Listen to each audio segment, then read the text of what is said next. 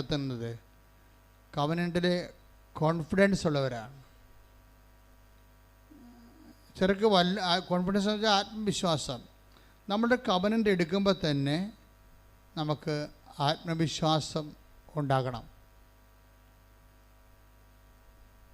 പലരുടെയും ഒരു വിഷയം എന്ന് പറയുന്നത്, എനിക്ക് മനസ്സിലായിരിക്കുന്നത്, ചിലർക്ക് അത്ര കണ്ട ആത്മവിശ്വാസം ഇല്ല.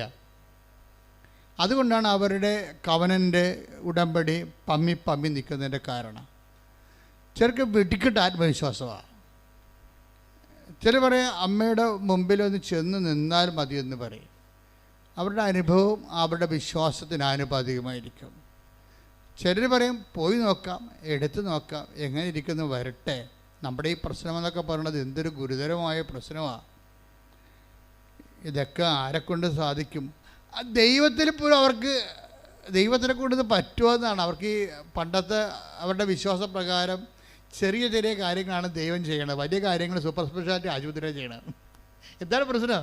ആൾക്കാരുടെ ഒരു അപ്രോച്ചിൻ്റെ പ്രോബ്ലം ഉണ്ട് ഇതിൻ്റെ അകത്ത്.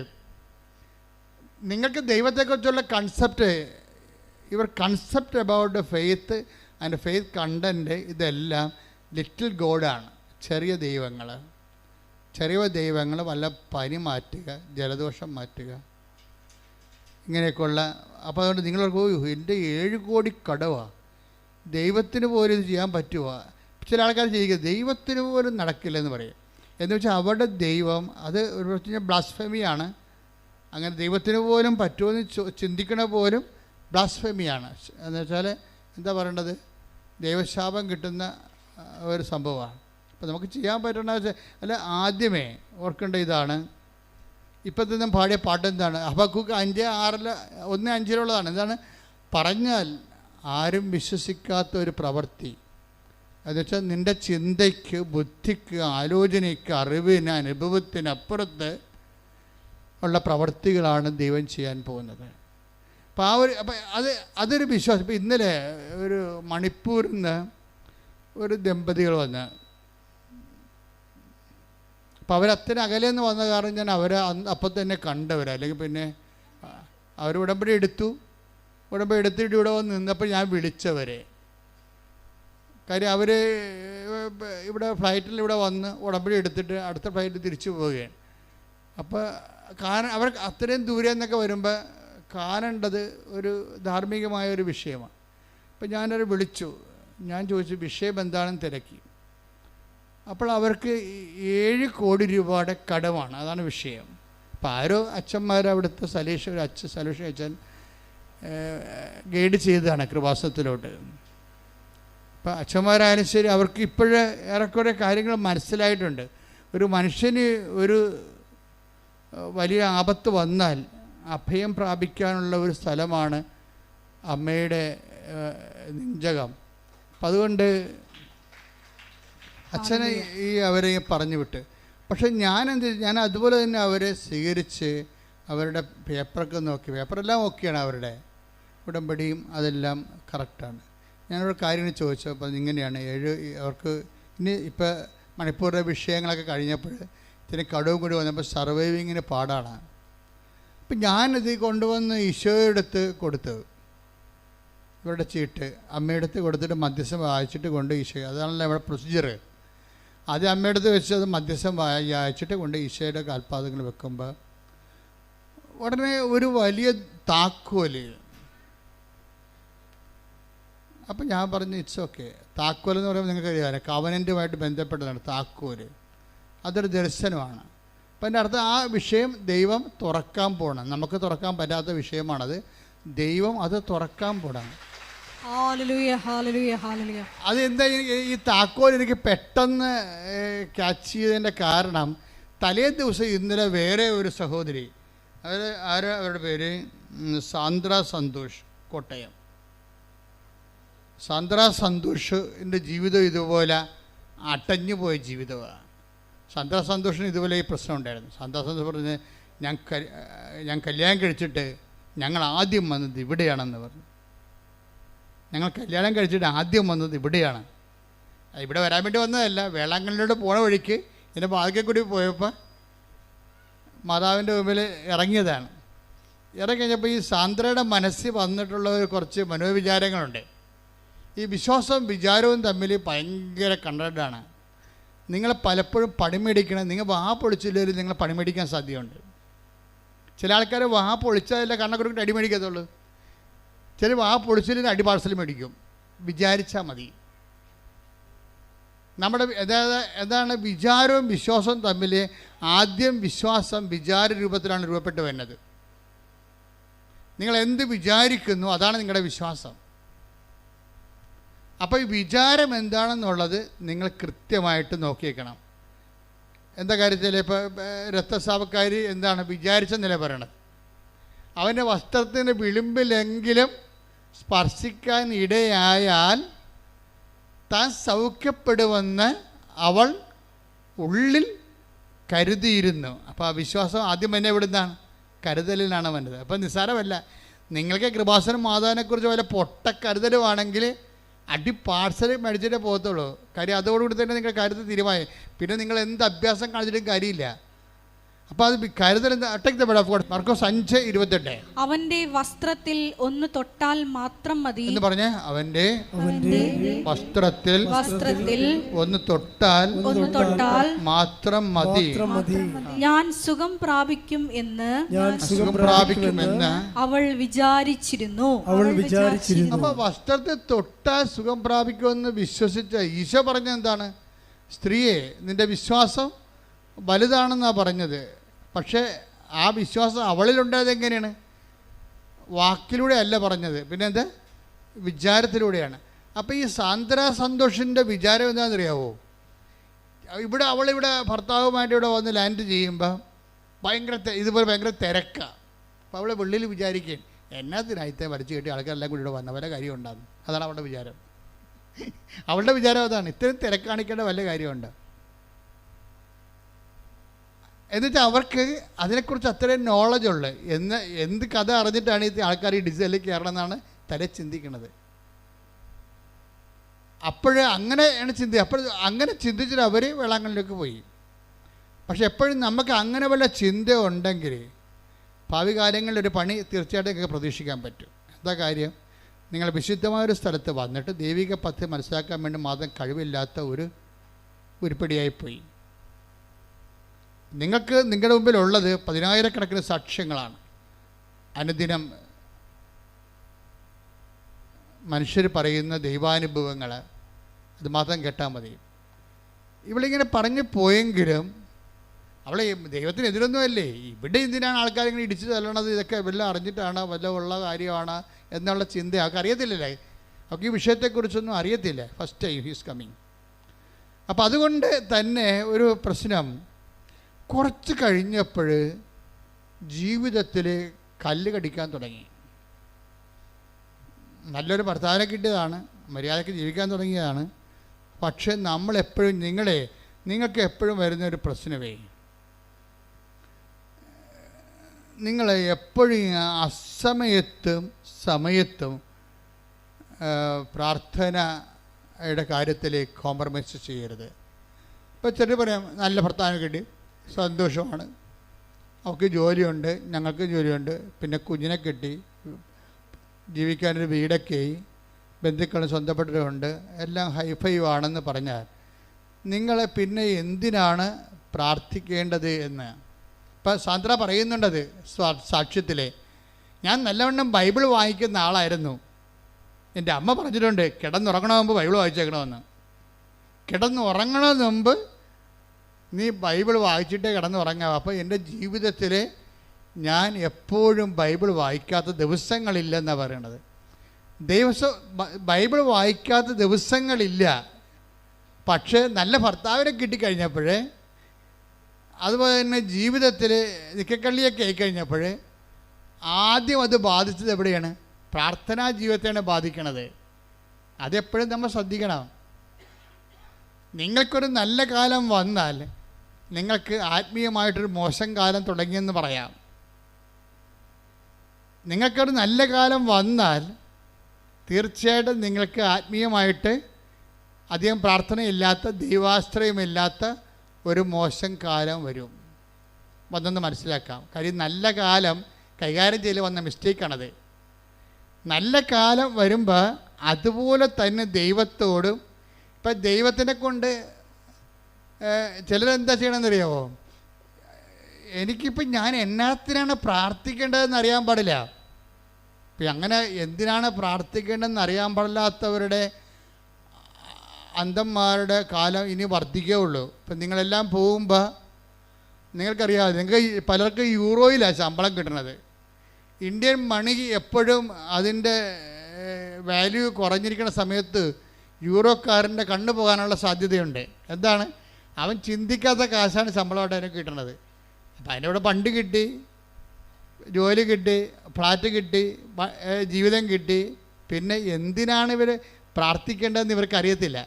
അങ്ങനെ കുറേ ഒരു വംശം ഉണ്ടാകുന്നുണ്ട്, അന്ധതയുടെ ഒരു വംശം വരുന്നുണ്ട്. എന്നുവെച്ചാൽ എന്തിന് പ്രാർത്ഥിക്കണം?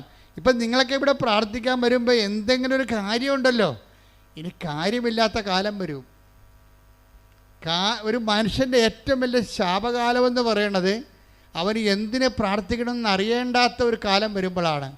അപ്പോൾ മാത്രം നിങ്ങൾ ആരാണെന്ന് നിങ്ങൾക്ക് മനസ്സിലാകത്തുള്ളൂ. പക്ഷേ ദൈവത്തിന് നിങ്ങളെ നേരത്തെ അറിയാം. എന്താ പ്രശ്നം എന്ന് വെച്ച് കഴിഞ്ഞാൽ, നിങ്ങൾക്കൊരു നല്ല കാലം വന്ന് ദൈവത്തെ ആശ്രയിക്കേണ്ടാത്ത കാലം വന്നാൽ പ്രാർത്ഥന ഡിമിനിഷ് ചെയ്യും, മങ്ങിപ്പോകുമെന്ന് ദൈവത്തിന് അറിയാം. അതുകൊണ്ടാണ് നിങ്ങൾ ഈ കാലത്ത് നല്ലവണ്ണം ആശ്രയിച്ച് പ്രാർത്ഥിപ്പിക്കാൻ വേണ്ടി നിങ്ങൾക്ക് കാര്യങ്ങൾ നടക്കാതെ ദൈവം ലാഗ് ചെയ്ത് കൊണ്ടുപോകണത്. കാര്യം ഈ ഒരു കാലഘട്ടത്തിൽ നിങ്ങൾ പ്രാർത്ഥിക്കുകയും ദൈവാനുഭവം ഉണ്ടാക്കിയെടുക്കുകയും ചെയ്യത്തുള്ളൂ. ഇപ്പം തന്നെ വരുമ്പോൾ തന്നെ നിങ്ങൾക്ക് അനുഗ്രഹം എടുത്ത് കയ്യിൽ തന്നു കഴിഞ്ഞാൽ പിന്നെ നിങ്ങൾ ഹൈഫൈവായി, പ്രാർത്ഥനാ ജീവിതം ഇല്ല. പിന്നെ ഇനി എന്തെങ്കിലും പറഞ്ഞെങ്കിൽ ഇഷ്യൂ ഉണ്ടാകണം. അപ്പോൾ ഇഷ്യൂ ബേസ്ഡാണ് നമ്മുടെ ആധ്യാത്മികത. അത് നിങ്ങളൊന്ന് ചിന്തിച്ച് നോക്കണം. ഒരു വിഷയബന്ധിയാണോ? അത് നമുക്കറിയാമല്ലോ, ക്രിസ്തീയ ആധ്യാത്മികതയുടെ പ്രശ്നം അതൊരു വ്യക്തിബന്ധമാണ്. ആ ക്രിസ്തീയ എന്തുകൊണ്ടാണ് ഞാൻ ഇന്നലെ നമ്മുടെ ഇൻ്റർനാഷണലോട് പറയുമായിരുന്നു, why there are so many fervent martyrs, holy martyrs and saints in the Catholic Church. എന്തുകൊണ്ടാണ് ഈ കത്തോലിക്ക സഭയിൽ ഇത്ര കണ്ട് ധർമ്മരക്തസാക്ഷികളും വിശുദ്ധ രക്തസാക്ഷികളും ഉള്ളത്? Because God is A person. ദൈവം ഒരു വ്യക്തി ആയതുകൊണ്ടാണ്. അല്ലെങ്കിൽ ബുദ്ധിസമൊക്കെ പറയുന്ന പോലെയും അല്ലെങ്കിൽ വേദിക് റിലിജനൊക്കെ പറയുന്ന പോലെ ഒരു തുരിയ സ്റ്റേജ് നമുക്ക് അനുഭവിക്കാൻ പറ്റത്തുള്ളൂ. ഒരു പ്രാതിഭാസികമായ അനുഭവവും ആശയവാദങ്ങളുണ്ട്. അതുപോലെ തന്നെ പ്രപഞ്ചത്തെ കാണുന്ന വേറെ കാഴ്ചപ്പാടുകളുണ്ട്. അതിലുള്ള യോഗിസ്റ്റിക് മെത്തേഡുകളുണ്ട്. അപ്പോൾ ആ മെത്തേഡെല്ലാം പ്രാപിച്ചു കഴിയുമ്പോൾ ഇപ്പോൾ ആ ഒരു ദൈവത്തെ വ്യക്തിയായിട്ട് നമുക്ക് അനുഭവിക്കാത്തോടത്തോളം കാലം നമുക്കുണ്ടാകുന്ന അനുഭവം ഒരു മെറ്റാഫിസിക്കലായിട്ടുള്ള അനുഭവങ്ങളാണ്.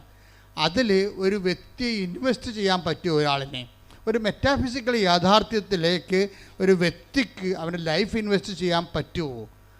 അപ്പോൾ അങ്ങനെ വരുമ്പോൾ എന്താ പ്രശ്നം? ഇവിടെ പക്ഷേ അങ്ങനെയല്ല. God is A person. വ്യക്തി, ക്രിസ്തു ഒരു വ്യക്തിയാണ്. So we can have A interpersonal relationship.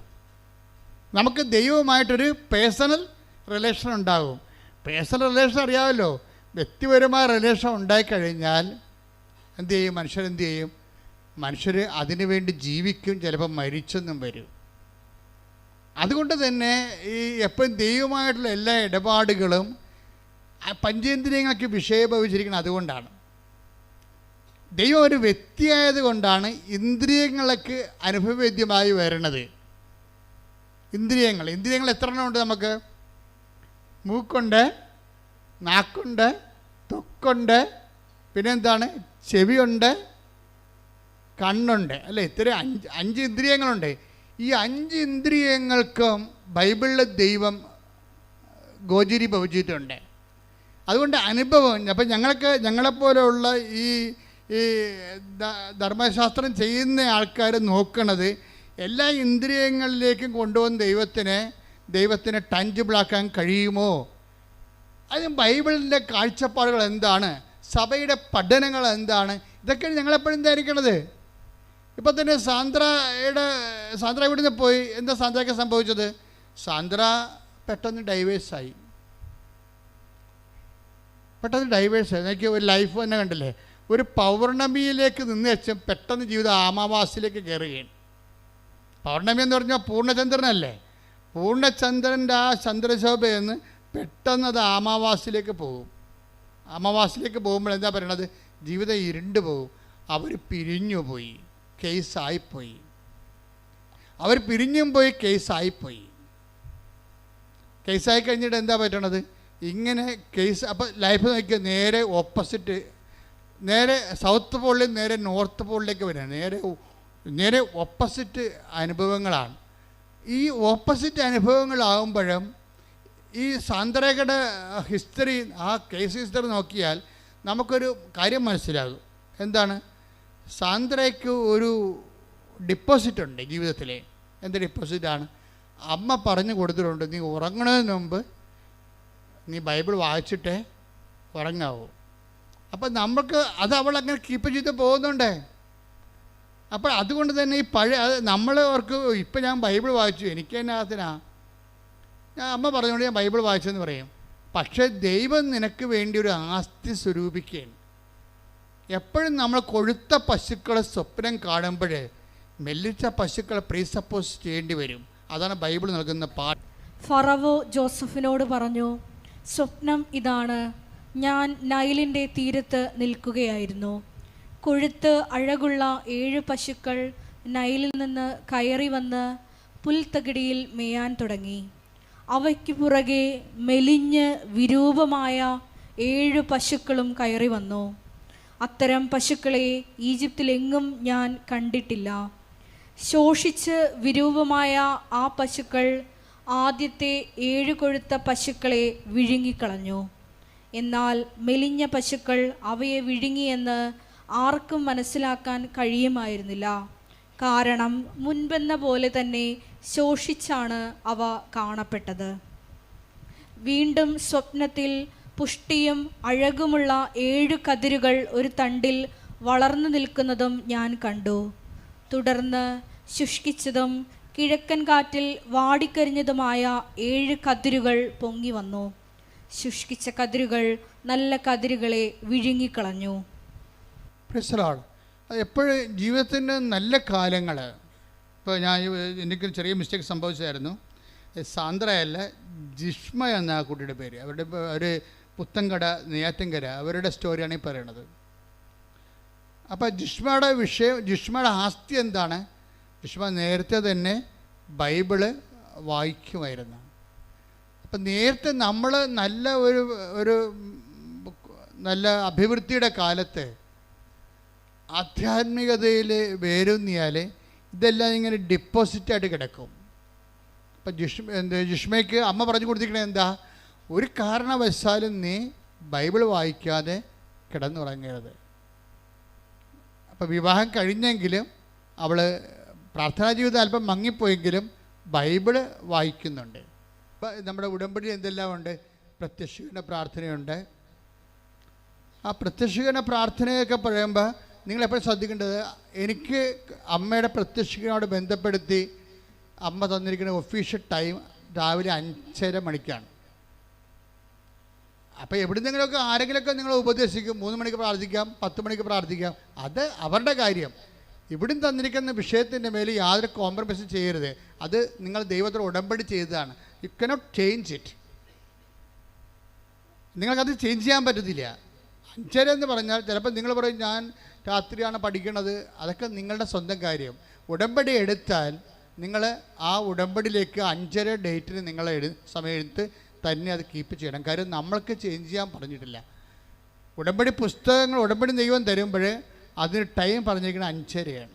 പുസ്തകം എഴുതുന്ന സമയത്താണ് ഇതെല്ലാം വെളിപ്പെടുത്തുന്നത്. എല്ലാം ചില മണ്ടികൾ അതൊക്കെ സമയം ചേഞ്ച് ചെയ്തിട്ടുണ്ട്.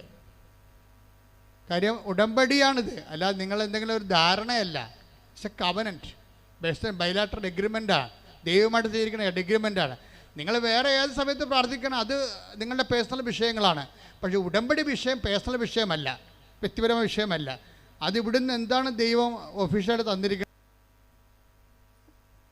തമ്മിൽ കാണാത്ത ദിവസങ്ങളായി, സംസാരിക്കാത്ത ദിവസങ്ങളായി, കേസുകളായി, അവൾക്ക് ജോലിയില്ല, ത്രാണി പോയി, അതിൻ്റെ ബേസ്മെൻറ്റ് ഒക്കെ പെട്ടെന്ന് പോകണം. കണ്ടിരുന്നല്ല നമ്മൾ ഈ പറയുന്ന കാര്യങ്ങൾ ഈ പെട്ടെന്ന് നമ്മളെ ഭർത്താവ് പിരിഞ്ഞു പോകാം, ഭാര്യ പിരിഞ്ഞു പോകാം, സമ്പത്ത് നിങ്ങളെ പിരിഞ്ഞു പോകാം, നിങ്ങളുടെ പേര് നിങ്ങളെ പിരിഞ്ഞു പോകാം.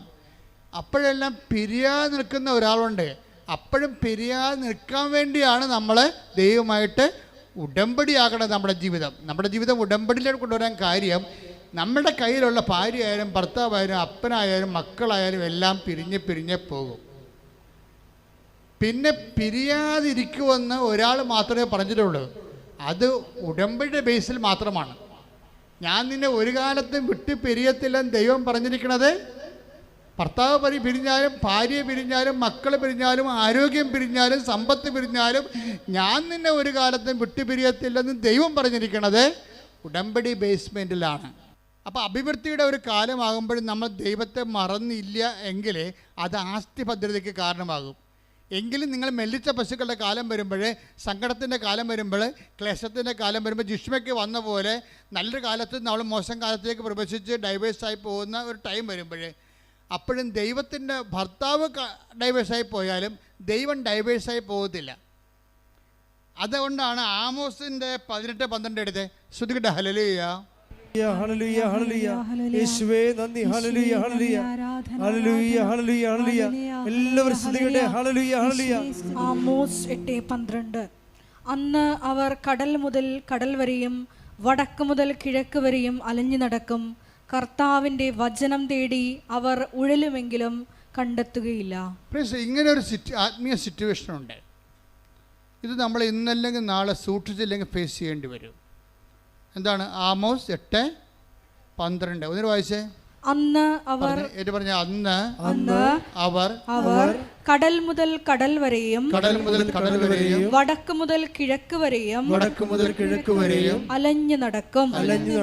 കർത്താവിന്റെ വചനം തേടി അവർ ഉഴലുമെങ്കിലും കണ്ടെത്തുകയില്ല. എന്തുകൊണ്ടാണ് ഇങ്ങനെ ഒരു സിറ്റുവേഷൻ വരണത്? നല്ല കാലത്ത് കർത്താവിനെ സ്മരിക്കാത്തത് കൊണ്ടാണ്. ഇപ്പം ജിഷ്മയുടെ വിഷയം എന്താണ്? ജിഷ്മ നല്ല കാലത്ത് പ്രാർത്ഥിക്കാതെയും ബൈബിൾ വായിക്കാതെയും കിടന്ന് ഉറങ്ങിയിട്ടില്ല. ആസ്തി കിടപ്പുണ്ടത്. അത് കാരണം ഇപ്പം ഡൈവേഴ്സായി, ക്ലേശക്കാലം വന്നിരിക്കുകയാണ്. പക്ഷെ ഭർത്താവ് ഡൈവേഴ്സായി പോയി, കർത്താവ് ഡൈവേഴ്സ് ആയിട്ടില്ല. കൈയടിച്ച് ശ്രുതികടല്ലേ. ഞാനീ ദിവസങ്ങളിൽ ഒരു മരിപ്പിന് പോയായിരുന്നു. രോഗിയായി കിടന്ന സമയത്ത് അദ്ദേഹത്തെ കാണാൻ പോയി. പിന്നെ അദ്ദേഹം മരിച്ചു കഴിഞ്ഞ് ഞാൻ കാണാൻ പോയി. അപ്പോഴേ എന്ത് സംഭവിച്ചു കഴിഞ്ഞാൽ, രോഗിയായി കിടക്കുന്ന സമയത്ത് കുറേ ആൾക്കാരൊക്കെ വരും, ഉറ്റവരൊക്കെ വരും. മരിച്ചു കഴിയുമ്പോൾ അടക്കത്തിന് ഒരു സാമ്രാജ്യത്തിലുള്ള ആൾക്കാരുണ്ടാവും, അല്ലേ? എല്ലാവരും വരും. കുഴിയാഴ്ചക്ക് പള്ളി വരുമ്പോൾ ഈ മരിച്ചത്ര ആൾക്കാർ കുഴിയാഴ്ചക്ക് ഉണ്ടാകത്തില്ല, അല്ലേ? കുറച്ച് ആൾക്കാർക്ക്, നമ്മളെ ഏറ്റവും അടുത്ത ആൾക്കാരൊക്കെ ഉണ്ടാകും. പിന്നെ 41 പറയുമ്പോൾ വലിയ അടിയന്തരമാണെങ്കിൽ കുറച്ച് ആൾക്കാരുണ്ടാവും. പിന്നെ ഇതെല്ലാം കഴിഞ്ഞിട്ട് മരിപ്പ് വീട്ടിലോട്ട് 1-2 പേരായിട്ട് ഒറ്റയും പെട്ടയുമായിട്ട് ബന്ധുക്കളും ഏറ്റവും അടുത്തവരൊക്കെ വന്നു പോകും. അവസാനത്തൊരു സീനുണ്ട്. ഈ ഭർത്താവ് മരിച്ച ഭാര്യയുടെ അവസാനത്തൊരു സീനുണ്ട്. എല്ലാവരും വന്നും പോയും കണ്ടും കെട്ടും പോയിട്ട് പിന്നെ ശാന്തമായിട്ട് മക്കൾ മാത്രമാകും. അവരുടെ പെൺമക്കൾ ആൺമക്കളെ മാത്രമാകും. എന്നിട്ട് അവസാനം ഈ മക്കളും ബാഗ് എടുത്തുകൊണ്ട് അവരുടെ ലീവും കഴിഞ്ഞ് മരണവും കഴിഞ്ഞ് വിദേശത്തേക്ക് പോകുമ്പോൾ ഉണ്ടാകുന്ന ഒരു പഠിക്കവരെ നമ്മൾ പോകും. പിന്നെ നമ്മൾ മാത്രമാകും. ഈ ഒരു സീൻ ഇതാണ് നമ്മുടെ ഒരു കാലത്തെ. ഇവിടെ നിൻ്റെ ദൈവം മാത്രമേ ഉണ്ടാകത്തുള്ളൂ. ഇത് നമ്മൾ ട്രെയിൻ ചെയ്യണം നമ്മളെ തന്നെ. ഇന്നല്ലെങ്കിൽ നാളെ ഏതെങ്കിലും രീതിയിൽ ഭാര്യയോ ഭർത്താവോ അഭിമുഖീകരിക്കേണ്ട ഒരു ടൈമാണ്. നീയും നിൻ്റെ ദൈവവും മാത്രം. ഈ കാലത്ത് ദൈവത്തിൽ നിന്നെ കമ്മ്യൂണിക്കേറ്റ് ചെയ്യാൻ കഴിയണം. എന്നാൽ നീ രക്ഷപ്പെട്ടു. എന്നാൽ സ്വർഗത്തിൽ നിന്നെ കമ്മ്യൂണിക്കേറ്റ് ചെയ്യാൻ പറ്റും. ഈ കാലത്ത് ഇപ്പം ജിഷ്മയുടെ വിഷയം എന്താണ്? അവളുടെ എല്ലാവരും പിരിഞ്ഞു പോയി, ജോലിയുമില്ല, അവൾ 0 ആയിരിക്കുകയാണ്. അപ്പോൾ എന്താ പറയണത്? ചിലർക്ക് സംബന്ധിച്ചിടത്തോളം ആ സമയം ആമോസിൻ്റെ 8:12 സമയമാണ്. എന്താണ്? കടൽ മുതൽ കടൽ വരെ കടൽ മുതൽ കടൽ വരെയും വടക്ക് മുതൽ കടൽ മുതൽ കടൽ വരെയും കടൽ മുതൽ കടൽ വരെയും വടക്ക് മുതൽ കിഴക്ക് വരെയും വടക്ക് മുതൽ കിഴക്ക് വരെയും അലഞ്ഞു നടക്കും. കർത്താവിന്റെ വചനം തേടി അവർ ഉഴലുമെങ്കിലും കണ്ടെത്തുകയില്ല. ഇപ്പോൾ വടക്ക് മുതൽ കിഴക്ക് വരെ എന്ന് പറഞ്ഞത് ഇസ്രയേലിൻ്റെ ഒരു ജിയോഗ്രഫിക്കൽ ടോക്ക് അവർക്ക് പടിഞ്ഞാറ് ഇല്ല. ശരിക്കും പറഞ്ഞാൽ ഇവിടെ കുറച്ച് സ്ഥലമേ ഉള്ളൂ, ആൾപ്പാർപ്പില്ല.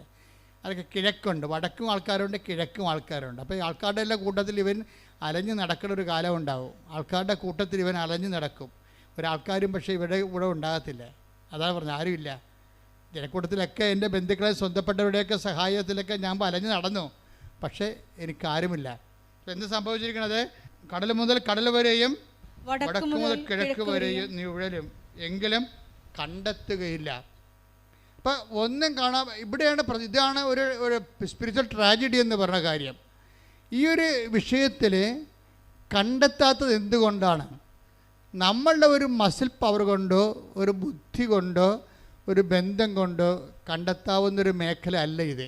അതുകൊണ്ടാണ് ജെറമിയ പറയണത്, ദൈവം തന്നെ ഈ സമയത്ത് ഇനിഷ്യേറ്റീവ് എടുക്കേണ്ടി വരും, നമുക്ക് ചെയ്യാൻ പറ്റത്തില്ല.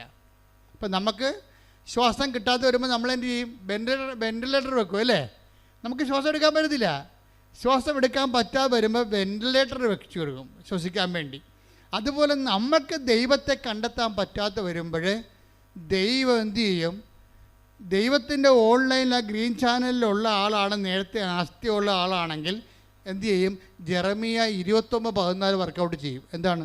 നിങ്ങൾ പറഞ്ഞേ, നിങ്ങൾ എന്നെ കണ്ടെത്താൻ ഞാൻ ഇടയാക്കും. അപ്പൊ ഇങ്ങനെയുള്ള 0 ഹവറിൽ ദൈവം തന്നെ ഇനിഷ്യേറ്റീവ് എടുക്കും. അങ്ങനെ ഇനിഷ്യേറ്റീവ് എടുക്കണമെങ്കിൽ എന്ത് ചെയ്യണം? നല്ല കാലത്ത് ദൈവത്തെ മറക്കാതെ ജീവിക്കണം. പിടിയിട്ടില്ലേ? Message is clear. നല്ല കാലത്ത്, ഒരുമാരപ്പെട്ട വലിയ കുഴപ്പമില്ലാത്ത കാലത്ത് നിങ്ങൾ ഉഴപ്പ് കാണിക്കാതെ നടത്താം. മനസ്സിലായില്ലേ? കുഴപ്പമില്ലാത്ത കാലത്ത് കുടുംബപ്രാർത്ഥന ഇല്ലാതെ തിയേറ്ററിൽ സിനിമയിലൊക്കെ ഇപ്പോൾ ഒളിച്ചിരുന്ന് കഴിഞ്ഞാൽ ഇന്നല്ലെങ്കിൽ നാളെ പിടി വീഴുമെന്ന കാര്യം ഒരു ഉറപ്പാണ്. എന്താ? നിങ്ങൾ പോക്രിത്തരം കാണിച്ചില്ല. നിങ്ങൾക്ക് നല്ല കാലത്ത് നിങ്ങൾ കുടുംബപ്രാർത്ഥന ഇല്ല, ഓരോരോ കാര്യം പറഞ്ഞ് ഇവർ വന്ന് ബന്ധുക്കൾ വന്ന് എന്നൊക്കെ പറഞ്ഞുകൊണ്ട് നിങ്ങൾ കുടുംബപ്രാർത്ഥനയിലൊക്കെ ഉഴപ്പിക്കഴിഞ്ഞാൽ നിങ്ങളപ്പം തന്നെ ടാർഗറ്റായി, ബ്രാൻഡഡായി. അങ്ങനെ ചെയ്താൽ നിങ്ങൾ അനുദപിക്കാൻ മുന്നോട്ട് പോകാൻ പറ്റത്തില്ല നിങ്ങൾക്ക്. അപ്പോൾ അത് നിങ്ങൾക്ക് നല്ല നട്ടെല്ലാം ഉണ്ടാകണം. എന്താ കാര്യം? എന്തെല്ലാം പ്രശ്നമുണ്ടാകും, ഏതെല്ലാം എംബ്രാം വന്നാലും ശരി, കർത്താവിൻ്റെ സമയം ഞാൻ നഷ്ടപ്പെടുത്തത്തില്ല. അവിടെ കോംപ്രമൈസ് ഒത്തുതീർപ്പ് ചെയ്യത്തില്ല. പ്രാർത്ഥിച്ച്, കർത്താവേ എന്റെ ജീവിതത്തിലെ എന്ത് തിരക്ക് വന്നാലും എത്ര വലിയ ആൾക്കാരുമായി കണ്ടുമുട്ടേണ്ടി വന്നാലും എന്റെ പ്രാർത്ഥനാ സമയം ഡാമേജ് ആകാതിരിക്കാൻ എന്നെ അഭിഷേകം ചെയ്യണം. പറഞ്ഞ ക്ലേശകാലത്ത് നമുക്ക് ദൈവത്തെ അന്വേഷിച്ച് പോകുന്നതിന് പരിമിതികളുണ്ട്. കാര്യം എന്താ? നമുക്ക് കുഞ്ഞിന് ആശുപത്രിയിലാണ്, കുഞ്ഞിന് രോഗമാണ്, അത് വെന്റിലേറ്ററിലാണ്, ഡോക്ടർ ഡേറ്റ് പറഞ്ഞിരിക്കുന്നു. നമുക്ക് അതിന് ഡോക്ടർ ആശുപത്രിക്കാർ പറഞ്ഞ പൈസ കൊടുക്കാതെ നമുക്ക് പൈസ ഇല്ല, പൈസയ്ക്ക് വേണ്ടി നമ്മൾ തിണ്ടി നടക്കുന്നു, കിട്ടുമോ ഇല്ലെന്ന് അറിയത്തില്ല. ഇങ്ങനെ എല്ലാം കൊണ്ടും നമ്മൾ മുട്ടുകയും വിളിക്കുകയും തിരക്കുകയും അന്വേഷിക്കുകയും ചെയ്യുന്ന കാര്യങ്ങളെല്ലാം നോ നോ നോ നോ എന്ന് പറഞ്ഞ് വാതിൽ നമ്മുടെ മുഖത്തിന് നേരെ കൊട്ടി അടക്കുന്ന സമയത്ത് നമുക്ക് പ്രാർത്ഥിക്കാൻ പറ്റത്തില്ല. ഇങ്ങനൊരു ഹവർ ഉണ്ടാകും നമ്മുടെ ജീവിതത്തിൽ. ആ സമയത്ത് നമ്മൾ ദൈവത്തെ തിരക്കി നടക്കാൻ പറ്റാത്തൊരു സമയമാണത്. ആ സമയത്തുള്ള പ്രൊവിഷൻ എന്താണ്? ദൈവം നമ്മളെ തിരക്കി വരണം. മനസ്സിലായില്ലേ? ദൈവം നമ്മളെ തിരക്കി വരണമെന്നുണ്ടെങ്കിൽ ദൈവത്തിന് നീ പ്രിയപ്പെട്ട വ്യക്തിയാകണം. അല്ലെ ദൈവത്തിന് എന്ത് കാര്യം ഈ മരപ്പെട്ട ഇറക്കാൻ? പല കാര്യമുണ്ടോ? അത് നിങ്ങൾ ചിന്തിക്കണം. നമുക്ക് ദൈവത്തെ തിരക്കി പോകാൻ പറ്റാത്ത, ദൈവത്തെ കണ്ടുപിടിക്കാൻ പറ്റാത്ത അവസ്ഥയാണ് വരണ സമയത്ത് പിന്നെ ഒരു ഓപ്ഷൻ സാധ്യതയുള്ള എന്താണ്? ദൈവം നമ്മളെ കണ്ടുപിടിക്കണം. ദൈവം നമ്മളെ കണ്ടുപിടിക്കണമെങ്കിൽ എന്ത് ചെയ്യണം? അതാണ് ജെറമിയ 29:14 പറയണത്. എന്താ പറയണത്? നിങ്ങൾ എന്നെ കണ്ടെത്താൻ ഞാൻ ഇടയാക്കുമെന്ന് കർത്താവ് അരുളി ചെയ്യുന്നു. അപ്പൊ ദൈവം തന്നെ ഇടയാക്കിയാലേ നമുക്ക് ദൈവത്തെ കണ്ടെത്താൻ പറ്റത്തുള്ളൂ. അതാണ് ഒരു സിറ്റുവേഷൻസ്. അപ്പോൾ ദൈവം നിങ്ങളെ കണ്ടെത്താൻ ദൈവം തന്നെ ഇനിഷ്യേറ്റീവ് എടുക്കണമെന്നുണ്ടെങ്കിൽ നിങ്ങൾ ആരായിരിക്കണം? നിങ്ങളെ ദൈവത്തിന് നഷ്ടപ്പെടാൻ പാടില്ലാത്ത വ്യക്തിയായി മാറണം. പ്രഷ്യസ് ആയിരിക്കണം. നിങ്ങൾ പ്രശസ്തമായിട്ടുള്ള നിങ്ങളുടെ പട്ടിക്കാട്ടത്തിൻ്റെ വില നിങ്ങൾക്ക് ഇല്ലെന്നുണ്ടെങ്കിൽ ദൈവത്തിന് എന്തിനാണ് ഈ പട്ടിക്കാട്ടത്തിന് പുറകെ നടക്കാൻ പല കാര്യമുണ്ട്. അത് വളരെ സീരിയസ് ആണ്. നിങ്ങളൊരു തങ്കക്കട്ടയായി മാറണം, അല്ല പട്ടിക്കാട്ടമായിട്ടൊരു കാര്യമില്ല. അങ്ങനെ വരുമ്പോൾ ദൈവത്തെ നിങ്ങൾ തിരക്കി നടക്കേണ്ട കാര്യമില്ല. പട്ടിക്കാട്ടത്തിന് പുറകെ വല്ലതും തിരക്കി നടക്കുക. വെയിലിരിക്കണ പാമ്പിനെ ആരാ എടുത്ത് തുളവെക്കാൻ പോണത്? നടക്കത്തില്ല. അപ്പം നിങ്ങൾ പ്രഷ്യസായാൽ മാത്രമേ നിങ്ങളുടെ ക്ലേശകാലത്ത് ദൈവം നിങ്ങളെ അന്വേഷിച്ച് വരാൻ പറ്റത്തുള്ളൂ. എന്താ കാര്യം? നിങ്ങൾക്ക് ദൈവത്തെ നിങ്ങൾ നഷ്ടപ്പെടാൻ പാടില്ല. അതിനെന്ത് ചെയ്യണം? നിങ്ങളുടെ നല്ല കാലത്ത് നിങ്ങൾ ദൈവത്തിന് വേണ്ടി മറക്കാതെ ബന്ധുക്കളെ സ്വന്തപ്പെട്ടവരെക്കാൾ ഉപരി ദൈവത്തിന് പ്രാധാന്യം കൊടുത്തുകൊണ്ട് ജീവിക്കണം. കൈയടിച്ച് സ്തുതിക്കട്ടെ. ഇങ്ങനെ പിരിഞ്ഞ് പോകും. ഇപ്പം ജിഷ ശരിക്കും പറഞ്ഞാൽ ഡൈവേഴ്സ് അല്ല, സെപ്പറേറ്റഡ് ആണ്. തമ്മിൽ കണ്ടിട്ട് വർഷമായി തമ്മിൽ സംസാരിച്ചൊരു വർഷമായി കേസ് നടന്നുകൊണ്ടിരിക്കുകയാണ്. പക്ഷേ ജോലിയുമില്ല, ജീവിതം തീർന്ന് വല്ലാത്തൊരവസ്ഥയാണ്. ഈ സമയത്ത് എന്താണ്? ഇവൾക്ക് ജെറമിയ 29:14 വർക്കൗട്ട് ചെയ്യും. എന്താണ്? ദൈവം ഇവളെ തിരക്കി വരും. കാര്യം ഇവളെ നഷ്ടപ്പെടാൻ പാടില്ല. കാര്യം എന്താണ്? നല്ല കാലത്ത് ഇവൾ ദൈവത്തിന് വേണ്ടി ജീവിച്ചവളാണ്. അതുകൊണ്ട് എന്നാ ചെയ്യും? ഇപ്പം ഭർത്താവ് സെപ്പറേറ്റഡായി, അതുപോലെ തന്നെ അവർക്ക് ജോലിയുമില്ല, അവർ തമ്മിൽ സംസാരവുമില്ല, കണ്ടിട്ട് മാസങ്ങളായി. ഇങ്ങനെ ഒരു വിഷമസന്ധിയിൽ ഇവൾ കർത്താവേ എനിക്കെന്ത് സംഭവിച്ചെന്ന് ചോദിക്കും. കർത്താവേ എനിക്കെന്ത് സംഭവിച്ചു? ഞാൻ ഇനി എൻ്റെ ജീവിതത്തിൽ എന്താണ്? കേസ് ഇങ്ങനെ വന്നിട്ട് ഇത് ഡൈവേഴ്സായി പോവുമോ? ജോലി ഇല്ലാതാണ്ടായി നിൽക്കുമോ? എൻ്റെ ജീവിതം തീർന്ന് പോവുകയാണല്ലോ, എനിക്കെന്ത് സംഭവിച്ചു എന്ന് ചോദിക്കും. എന്നിട്ട് ഇവളെന്ത് ചെയ്യും? ഇവളെന്താ ചെയ്തുകൊണ്ടിരുന്നത്? അമ്മ പറഞ്ഞിട്ട് ബൈബിൾ അവൾ മുടങ്ങാതെ വായിച്ചുകൊണ്ടിരിക്കുകയായിരുന്നു. അപ്പോൾ ഈ ഒരു വിഷമസന്ധി വന്നപ്പോൾ പെട്ടെന്ന് ഇവൾ ബൈബിൾ എടുത്തിട്ട് വിശ്വാസപ്രമാണം ചൊല്ലി ബൈബിൾ ഓപ്പൺ ചെയ്യും. കർത്താവ് എന്ത് ചെയ്യണം ഞാനെന്ന് ചോദിക്കും. അപ്പോൾ എന്ത് ചെയ്യണം ഞാനെന്ന് ചോദിക്കുമ്പോഴേ ശരിക്കും പറഞ്ഞാൽ എന്താണ്? അതിന് മറുപടി പറയും ദൈവം. ചിലരോട് മറുപടി പറയത്തില്ല, ചിലരോടും ദൈവം മിണ്ടത്തില്ലല്ലോ. ബൈബിൾ തുറന്നാലും ഒന്നും മനസ്സിലാകത്തില്ല. അത് ആമോസ് 8:12 എന്താണ്? കടലെല്ലാം ഞാൻ അന്വേഷിച്ചു, വടക്കും കിഴക്കും അന്വേഷിച്ചു, ഒന്നും ഞാൻ കണ്ടില്ലെന്ന് പറയണത് വെച്ചാൽ എന്നോട് ഒരു വചനവും എനിക്ക് കിട്ടിയില്ലെന്ന് പറയുന്നത് എന്താണ്? നിങ്ങളുടെ ആസ്തി ഭദ്രത ഇല്ല. പക്ഷേ ഇവളങ്ങനെയല്ല, ഇവൾക്ക് ആസ്തി ഭദ്രതയുണ്ട്. ഈ ഉടമ്പടി ഞങ്ങൾ എപ്പോഴും നിങ്ങളോട് പറയും, നിങ്ങൾ ആസ്തി ഉണ്ടാക്കാനുള്ള സമയമാണ്. രോഗികളെ കാണണം. ഇപ്പോൾ കഴിഞ്ഞ ദിവസങ്ങളൊക്കെ ഉള്ള സാക്ഷ്യങ്ങൾ എന്താണ്? എനിക്ക് വേണമെങ്കിൽ ഹോട്ടലിൽ നിന്ന് ചോറ് വാങ്ങിച്ച് കൊടുക്കാമായിരുന്നു, ഞാൻ കൊടുത്തില്ല. ഞാൻ അവിടുത്തെ പോയി അരിയും കറിയും സാധനങ്ങൾ വാങ്ങിച്ച് അവിടെ അടുക്കളയിൽ പോയി ആ ഓൾഡ് മാൻ ആൾക്കാർ താമസിക്കുന്ന അടുക്കളയിൽ പോയി അവിടെ കൂടെ ഇരുന്നുകൊണ്ട് അരി വെച്ച് ഊണാക്കി കറിയാക്കി ഞാൻ അവർക്ക് വിളമ്പി കൊടുത്തു. എന്താ കാര്യം? കർത്താവിനെ പ്രതിയാണ്. എനിക്ക് വേണമെങ്കിൽ ഹോട്ടലിൽ നിന്ന് മുടക്കി കാശ്, അപ്പം ഹോട്ടലിൽ നിന്ന് വാങ്ങിച്ച് ചോറ് കൊടുക്കുമായിരുന്നു, നിസ്സാര കാര്യമായിരുന്നു. അപ്പം ഞാൻ ചെയ്യാതെ കർത്താവിന് വേണ്ടി ഞാനത് ചെയ്തു. അപ്പോൾ എന്താ? ആസ്തി കൂടുകയാണ്. ദൈവത്തിൻ്റെ നാമത്തിനാണ്. ഈ ദൈവത്തിൻ്റെ നാമം എന്ന് പറയുമ്പോൾ ദൈവം നമുക്ക് അനുഭവവേദ്യമാകണതും നമുക്ക് ഇൻട്രാക്ട് ചെയ്യാൻ പറ്റണത് നാമത്തിൻ്റെ ബേസിലാണ്. അതായത് നമ്മുടെ മുമ്പിലുള്ളത് ടാഞ്ചിബിളായിട്ടുള്ളത് നാമമാണ്. ഈ നാമത്തെ ഇപ്പം നമ്മളൊരു സൽപ്രവൃത്തി ചെയ്യുമ്പോൾ നമ്മൾ ആരുടെ നാമത്തിലാണ് ചെയ്യണത്? ഈശോയുടെ നാമത്തിലെ. അപ്പോൾ ദൈവത്തിൻ്റെ കൃപയെല്ലാം, ക്രിസ്തു നേടിയ കൃപയെല്ലാം ഈ ക്രിസ്തു ഇപ്പം നമ്മൾക്കുണ്ട് ഒരു ഐക്കൺ, മൊബൈലിൽ ഒരു ഐക്കൺ നമ്മൾ ടച്ച് ചെയ്ത് കഴിഞ്ഞാൽ ആ ഐക്കണിലുള്ള മുഴുവൻ സംഭവങ്ങളും നമുക്ക് കിട്ടും. അതുപോലെ ക്രിസ്തു ഒരു ഐക്കണായിരിക്കുന്നത് നാമത്തിലാണ്. അതുകൊണ്ടാണ് ഈശോ പറഞ്ഞത്, എൻ്റെ നാമത്തിൽ നിങ്ങളൊരു ഗ്ലാസ് പച്ചവെള്ളം കൊടുത്താൽ ഞാനതിന് പ്രതിഫലം നൽകും.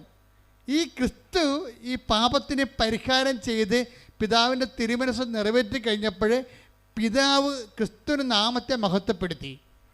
അതുകൊണ്ടാണ് ഈശോ പറയുന്നത് 17:4 യോഹന്നാനിലെ, പിതാവേ ഭൂമിയിൽ ഞാൻ അങ്ങയെ മഹത്വപ്പെടുത്തി, അങ്ങേ പക്കൽ എന്നെ മഹത്വപ്പെടുത്തണമേ. അതിൻ്റെ കൂടെ തന്നെ കിടക്കുന്നുണ്ട് അങ്ങയുടെ നാമത്തെ മഹത്വപ്പെടുത്തണമേ എന്ന്. അത് ഇടിമിന്നൽ പോലെ കർത്താവ് പീഡാനുഭവങ്ങളുടെ ഒരു മുന്നാസ്വാദനം പോലെ അനുഭവം കാണുമ്പോൾ ഈശോ പറയും, പിതാവേ അങ്ങയുടെ നാമത്തെ മഹത്വപ്പെടുത്തണമേ. അപ്പോൾ യേശുക്രിസ്തുവിൻ്റെ ദൗത്യം ചെയ്യാൻ യേശുക്രിസ്തുവിനെ ശക്തീകരിക്കുമ്പോൾ ഓട്ടോമാറ്റിക്കായിട്ട് സംഭവിക്കുന്നത് യേശുക്രിസ്തുവിൻ്റെ നാമത്തിൻ്റെ മഹത്വം സംഭവിക്കുമ്പോൾ ഓട്ടോമാറ്റിക്കായിട്ട് പിതാവിൻ്റെ നാമത്തെ മഹത്വപ്പെടുത്തുന്നത് പിതാവും യേശുക്രിസ്തുവും പരിശുദ്ധാത്മാവും ഒന്നായത് കൊണ്ടാണ്. ഒരേ സമയം തന്നെ 3 വ്യക്തികളായിരിക്കുകയും സത്തയിൽ ഒന്നായിരിക്കുകയും ചെയ്യുമ്പോൾ അതെല്ലാം വർക്കിംഗ് കണ്ടീഷൻ ആകുന്നത് നാമത്തിൻ്റെ ബേസ്മെൻറ്റിലാണ്. ശ്രുതികട്ട hallelujah. Hallelujah, hallelujah, hallelujah. Hallelujah, hallelujah, യേശുവേ നന്ദി. ഹല്ലേലൂയ, യേശുവേ ആരാധന. Hallelujah, hallelujah, hallelujah, hallelujah, hallelujah, hallelujah, hallelujah. സൽപ്രവൃത്തികളിലൂടെ എല്ലാം അങ്ങയുടെ നാമത്തെ മഹത്വപ്പെടുത്തി മുന്നേറുവാൻ ഈ ആരാധന. പരിശുദ്ധാത്മാവ് തോന്നിക്കും. എന്താണ്? നീ ഇപ്പോൾ ഭർത്താവ് സെപ്പറേറ്റ് ആയിരിക്കുന്നു, നിനക്ക് ജോലിയില്ല, നീ ഒറ്റപ്പെട്ടിരിക്കുന്നു എന്ന് പറയുമ്പോൾ ദൈവം തന്നെ ഈ ജെറമിയ നമ്മൾ കണ്ടതുപോലെ 29:14 അനുസരിച്ചുകൊണ്ട് എന്നെ കണ്ടെത്താൻ ഞാൻ ഇടയാക്കും. അങ്ങനെ ദൈവം തന്നെ ഇവരോട് പറയും, ഞാൻ സംസാരിക്കാം, നീ ബൈബിൾ ഓപ്പൺ ചെയ്യാൻ പറയും. ഉടനെ പരിശുദ്ധാത്മാവിൻ്റെ നിവേശനത്താൽ ഇവൾ ബൈബിൾ ഓപ്പൺ ചെയ്യും. ബൈബിൾ ഓപ്പൺ ചെയ്യുകയും ഉടനെ ദൈവം ഇവളോട് സംസാരിക്കും. എന്താ സംസാരിക്കണത്? ധൈര്യമായിരിക്കുക, ഭയപ്പെടരുത്, മുന്നോട്ട് പോവുക, നീ പോകുന്നിടത്തെല്ലാം ഞാൻ നിൻ്റെ കൂടെ ഉണ്ടാകും. ശ്രുതികട്ടെ ഹല്ലേലൂയ. Hallelujah, hallelujah, hallelujah. യേശുവേ നന്ദി. യേശുവേ ആരാധന. Hallelujah, hallelujah. അപ്പോൾ ഇതൊരു ഉടമ്പടി വചനമാണ്, നമുക്ക് എല്ലാവർക്കും അറിയാവുന്നതാണ്. എന്താണത്? യോശുവ 1:9 എടുത്തേ. ശക്തനും ധീരനുമായിരിക്കണമെന്നും അതന്നെ പറഞ്ഞേ, ശക്തനും ധീരനുമായിരിക്കുക. ഭയപ്പെടുകയോ പരിഭ്രമിക്കുകയോ ചെയ്യരുതെന്ന് നിന്നോട് ഞാൻ കൽപ്പിച്ചിട്ടില്ലയോ? എന്ത് മധുരമാ കേൾക്കുമ്പോൾ തന്നെ നമുക്ക് മധുരം തോന്നും. എന്താണ്? ശക്തനും ധീരയുമായിരിക്കുക. എന്താണ് ചെയ്യേണ്ടത്? ഒന്ന് വായിച്ചേ. ശക്തനും ധീരനുമായിരിക്കണമെന്നും ഭയപ്പെടുകയോ പരിഭ്രമിക്കുകയോ ചെയ്യരുതെന്നും നിന്നോട് ഞാൻ കൽപ്പിച്ചിട്ടില്ലയോ? നിന്റെ ദൈവമായ നേരത്തെ പറഞ്ഞിട്ടുള്ളത് ഓർക്കണം. എന്താണ്? എന്തെങ്കിലും വിഷയങ്ങൾ വരുമ്പോഴേ ബൈബിൾ തുറന്ന് തന്നെ അത് മെസ്സേജ് കിട്ടണമെന്ന് നിങ്ങൾ വാശി പിടിക്കരുത്. ഇപ്പം എന്താ പറഞ്ഞിരിക്കണത്? നിന്നോട് ഞാൻ നേരത്തെ പറഞ്ഞിട്ടില്ലയോ? എത്രയോ പ്രാവശ്യം പറഞ്ഞിരിക്കണം. എന്താ പറഞ്ഞിരിക്കണത്? ശക്തനും ധീരനുമായിരിക്കുക. പിന്നെ ഭയപ്പെടുകയോ പരിഭ്രമിക്കുകയോ വേണ്ട. ഭർത്താവ് സെപ്പറേറ്റ് ആയെന്ന് വിചാരിച്ചുകൊണ്ട് ഭയപ്പെടേണ്ട, പരിഭ്രമിക്കണ്ട. ജോലിയില്ല എന്ന് വിചാരിച്ചുകൊണ്ട് ഭയപ്പെടേണ്ട, പരിഭ്രമിക്കണ്ട. എന്താണ്? നിന്റെ ദൈവമായ കർത്താവ് നീ പോകുന്നിടത്തെല്ലാം നിന്നോട് കൂടെ ഉണ്ടായിരിക്കും. അവിടെ ഡൈവേഴ്സും ഇല്ല, സെപ്പറേഷനും ഇല്ല. അത് നിങ്ങൾ മനസ്സിലാക്കണം. ദൈവത്തെ ഇങ്ങനെയാണ് സ്നേഹിക്കേണ്ടത്. എന്താണ്? ആരെല്ലാം എൻ്റെ കൂടെ ഉള്ളവരെല്ലാം, മക്കളായാലും ശരി, ഭർത്താവായാലും ഭാര്യയായാലും നാളെ സെപ്പറേറ്റായി പോകും. പക്ഷെ നിന്റെ ദൈവമായ കർത്താവ് നീ പോകുന്നിടത്തെല്ലാം, അത് ഐസിയുലായാലും വെന്റിലേറ്ററായാലും സ്വർഗത്തിലായാലും, ഞാൻ നിൻ്റെ കൂടെ ഉണ്ടാകും. കൈയടിച്ച് ശ്രുതികട്ടെ. കമൻറ്റ് ചെയ്ത ആള് ഇപ്പോഴെന്താ പറ്റിയത്? ഈ ആൾക്കൂട്ടത്തിലേക്ക് തിരിച്ചു വരേണ്ടി വരണം. അവർ വന്ന് ഉടമ്പടി എടുക്കുക ഉടനെ. എന്താ? നീ പോകുന്നിടത്തെല്ലാം നിൻ്റെ കൂടെ ഞാനുണ്ടാവും എന്ന് പറഞ്ഞില്ലേ? അപ്പോൾ ദൈവം ഓൺലൈനിലുണ്ടല്ലോ. ഇനി എന്താ ചെയ്യുന്നത്? അടുത്ത നടപടി എന്താണ്? ഉടമ്പടി എടുക്കുക.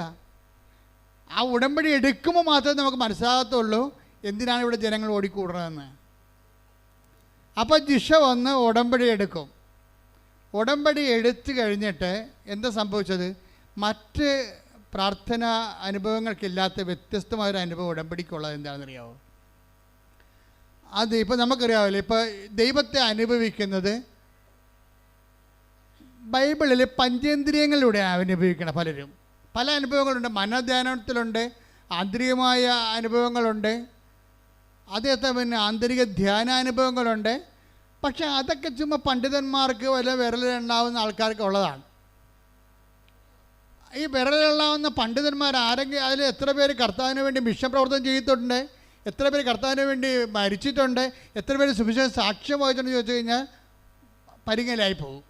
പക്ഷേ സാധാരണ മനുഷ്യൻ്റെ അനുഭവം എന്താണ്? അവൻ ടാഞ്ചിബിളായിട്ടാണ്. അപ്പോസ്തലന്മാരുടെ അനുഭവമാണ് അവർക്കുള്ളത്. എന്താണ്?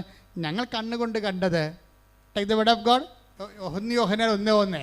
1 യോഹന്നാൻ 1:1 ആദ്യം മുതൽ പറഞ്ഞേ, ആദ്യം മുതൽ ഉണ്ടായിരുന്നതും ഞങ്ങൾ കേട്ടതും സ്വന്തം കണ്ണുകൊണ്ട് കണ്ടതും സൂക്ഷിച്ചു വീക്ഷിച്ചതും കൈകൊണ്ട് സ്പർശിച്ചതുമായ ജീവന്റെ വചനത്തെ ഞങ്ങൾ അറിയിക്കുന്നു.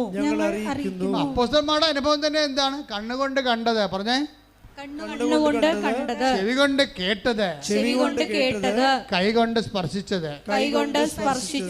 ഇപ്പോഴും രണ്ടവയവം പുറത്തായി പോയി. എന്തൊക്കെയാണ്? മൂക്കും നാക്കും. പക്ഷെ ഉടമ്പടി എടുക്കുമ്പോൾ ജിഷക്ക് എന്താ സംഭവിക്കണമെന്ന് അറിയാവോ? ഉടമ്പടി എടുത്ത് വീട്ടിൽ ചെന്നപ്പോൾ എന്ത് പറ്റി? പ്രാർത്ഥിക്കാൻ വേണ്ടി മുട്ടുകുത്തിയപ്പോൾ തന്നെ അമ്മയും ജിഷയും പരസ്പരം നോക്കാൻ തുടങ്ങി. അപ്പം അമ്മ ചോദിച്ച്, എടി മുല്ലപ്പൂവിൻ്റെ മണം വരുന്നുണ്ടോ? ആ ഉണ്ടമ്മേ. അപ്പം രണ്ടുപേരും അഭിഷേകത്തിലായി. അമ്മ അവിടെ വന്ന്, അപ്പം അനിയത്തി പുറകിരുന്നുകൊണ്ട് പ്രാർത്ഥിക്കുന്നുണ്ട്. അവൾക്ക് സങ്കടമായി. നിങ്ങളുടെ രണ്ടിടത്തും അമ്മ വന്നല്ല, എൻ്റെ അടുത്ത് മാത്രം വന്നില്ല എന്ന് പറയുകയും ഇടിച്ചു കുത്തി മൂക്കിലേക്ക് ഈ സുഗന്ധാഭിഷേകം കയറിപ്പോകും. ഒക്കെ 3 പേർക്കും ആ സാക്ഷ്യം നിങ്ങൾ കേൾക്കണം. ശരിക്കും പറഞ്ഞാൽ, അതായത് നമ്മൾ മുല്ലപ്പൂ എന്നൊക്കെ പറയുമ്പോൾ ആൾക്കാർക്ക് അറിയാവുന്ന മുല്ലപ്പൂ ആണെന്ന് പറഞ്ഞ് നിർബന്ധം വരും. നമുക്ക് പരിചയമുള്ള സ്മെല്ല് ഈ ബ്രെയിനിലെല്ലാം സേവ് ആണല്ലോ. കാര്യം അതെന്താ വെച്ചാൽ ഇതൊരു സ്മെല്ലിംഗ് എന്ന് പറയുന്ന സംഭവം. മൂക്ക് ഒരു ഈ ഘ്രാണയന്ത്രം എന്ന് പറഞ്ഞാൽ ഇത് ശരിക്കും പറഞ്ഞാൽ ദൈവാനുഭവത്തിൻ്റെ ഒരു 4ാം ഇന്ദ്രിയമായിട്ട് വർക്കൗട്ട് ചെയ്യുകയാണ്. അത് ഒരാൾക്ക് മാത്രമല്ല. ഇനിയിപ്പം നാക്കെന്ന് പറയുമ്പോൾ ഈ നാക്ക് പ്രശ്നം എന്ന് വെച്ചാൽ നാക്ക് നമുക്കറിയാം, നമ്മുടെ ഈ നാക്കല്ല അവിടെ ഉദ്ദേശിക്കുന്നത്. കർത്താവ് എത്ര നല്ലവനെന്ന് take the bed of God. ശ്രുതികട്ടെ, ഹല്ലേലൂയ ഹല്ലേലൂയ ഹല്ലേലൂയ ഹല്ലേലൂയ. യേശുവേ നന്ദി, ഹല്ലേലൂയ ഹല്ലേലൂയ. യേശുവേ സ്തുതി, ഹല്ലേലൂയ ഹല്ലേലൂയ ഹല്ലേലൂയ. സങ്കീർത്തനം 34:8 കർത്താവ് എത്ര നല്ലവനെന്ന് രുചിച്ചറിയുവിൻ. പറഞ്ഞേ, കർത്താവ് എത്ര നല്ലവനെന്ന് രുചിച്ചറിയുവിൻ. അപ്പം നമ്മൾ ദൈവത്തെക്കുറിച്ച് ചിന്തിക്കുമ്പോഴും ആലോചിക്കുമ്പോഴും ഒക്കെ നമുക്കല്ലാത്ത ഒരു മധുരം നമുക്ക് ആന്തരികമായ ഈ ആന്തരിക രസനയിൽ അനുഭവപ്പെടും. അത് ഒരു അത്തരം അനുഭവങ്ങളിലേക്ക് നമ്മൾ എത്തപ്പെടാൻ വേണ്ടിയാണ് ദൈവം ഈ ക്രമീകരണങ്ങളൊക്കെ നമ്മുടെ ജീവിതത്തിലെ സമ്മർദ്ദങ്ങളൊക്കെ ചെയ്യണത്. ദൈവത്തെ അനുഭവിക്കാനുള്ള, ഇപ്പം തന്നെ കഴിഞ്ഞ ദിവസങ്ങളിൽ ഞാൻ ആദ്യം പറഞ്ഞില്ലേ, ആ സാന്ദ്ര പറഞ്ഞെന്തറിയാവോ? എനിക്കിപ്പോൾ ജവമാലത്തിലുള്ളത് ജിലേബി കഴിക്കണ പോലെയാണെന്ന്.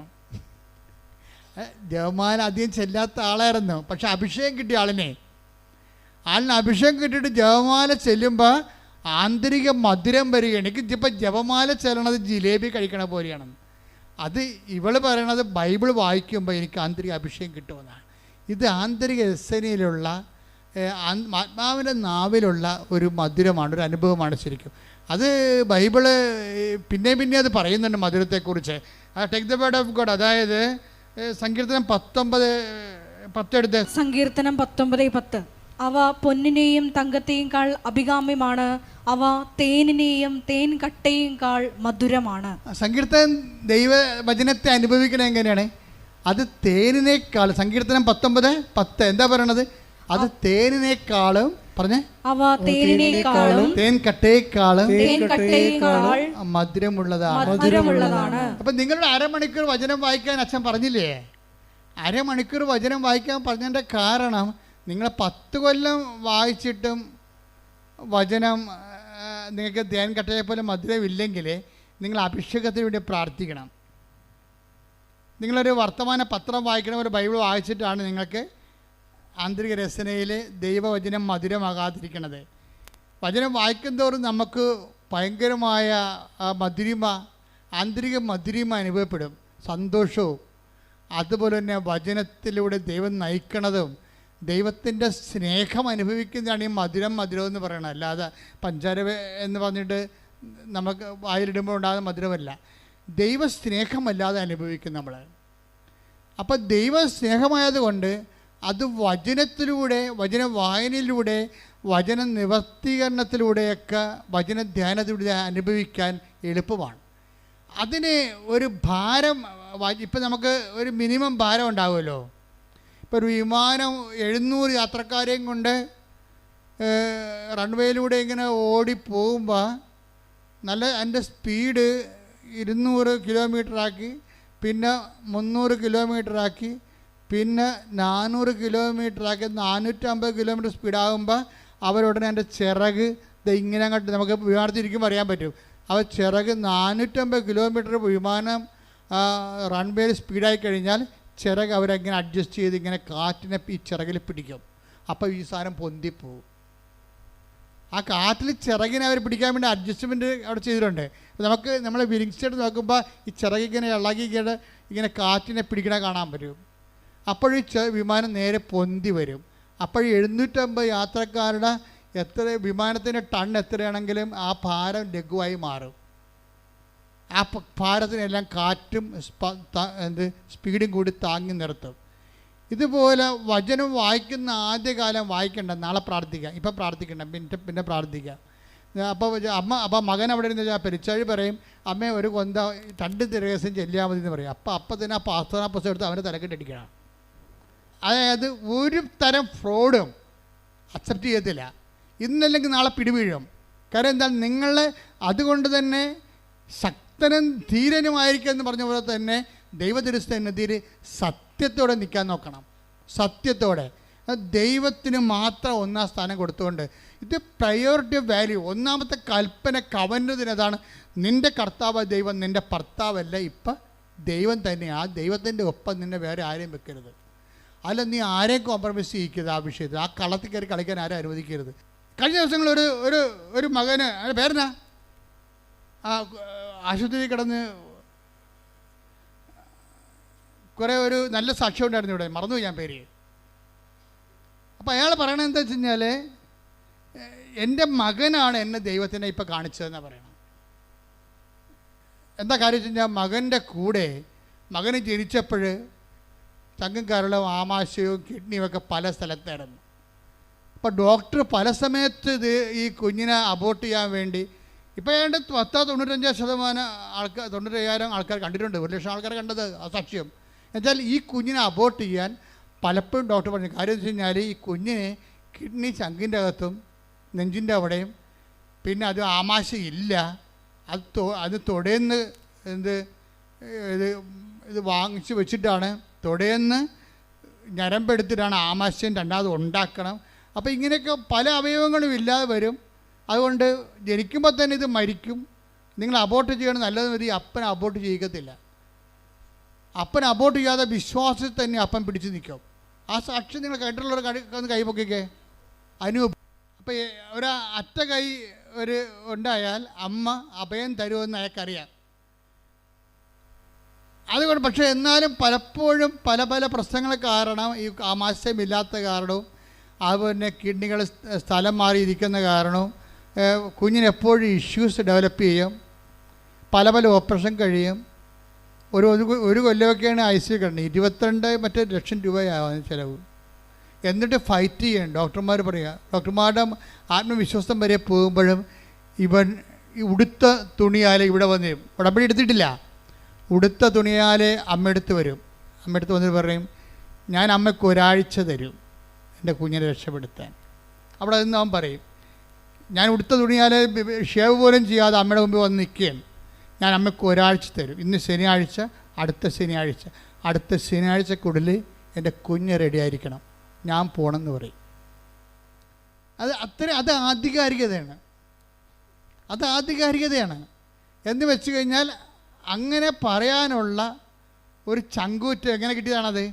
നേരത്തെ ദൈവത്തിന് വേണ്ടി ജീവിക്കുമ്പോൾ ആധ്യാത്മിക ഇവിടെ വന്നിട്ട് ഇവിടെ പോലും നിൽക്കാതെ അവൻ ഓടിക്കളിച്ചേക്കുമ്പോൾ നമുക്ക് തന്നെ ഈ പറഞ്ഞ കുഞ്ഞാണോ എന്ന് ഓർക്കും. അതുകൊണ്ട് നമ്മൾ സാക്ഷ്യം ഇട്ടപ്പോഴേ ആ കുഞ്ഞിൻ്റെ പഴയ അവസ്ഥകളെല്ലാം ഇട്ടിട്ടുണ്ട്.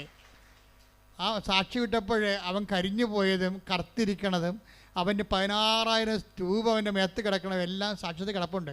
അവനാണോ ഈ ഓടിക്കളഞ്ഞുകൊണ്ടിരിക്കണത് എന്ന് നമുക്ക് തോന്നിപ്പോകും. എന്ന് വെച്ച് കഴിഞ്ഞാൽ ഇതെല്ലാം പുനഃസ്ഥാപിക്കാൻ നിങ്ങൾക്കറിയാമല്ലോ. ഇപ്പം ജിഷ്മയ്ക്ക് എന്താ സംഭവിച്ചത്? ജിഷ്മയോട് എന്താ പറഞ്ഞത്? എൻ്റെ കണ്ണെത്താൻ ഞാൻ ഇടയാക്കും എന്ന് പറഞ്ഞിട്ട് അതിൻ്റെ കൂടെ കുറേ സംഭവങ്ങളുണ്ട്. അതെല്ലാം ഉടമ്പടിയുടെ വാഗ്ദാനങ്ങളാണ്. Take the word of God. എന്നെ കണ്ടെത്താൻ ഞാൻ ഇടയാക്കുമെന്ന് കർത്താവ് അരുളിച്ചെയ്യുന്നു.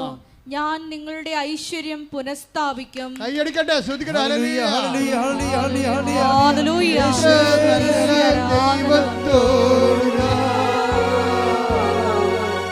എന്തു ചെയ്തു നന്ദി ചൊല്ലിടും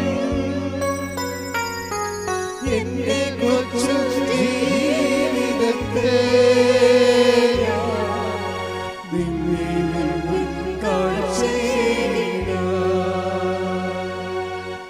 അടുത്ത വചനം വായിച്ചേ.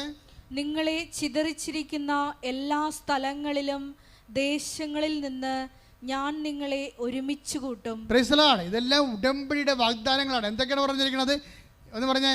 എന്നെ കണ്ടെത്താൻ ഞാൻ ഇടയാക്കും. ഞാൻ നിന്റെ ഐശ്വര്യം പുനഃസ്ഥാപിക്കും. നിന്നെ ചിതറിച്ചിരിക്കുന്ന സ്ഥലത്തിൽ നിന്ന് ഞാൻ നിന്നെ കൂട്ടിച്ചേർക്കും.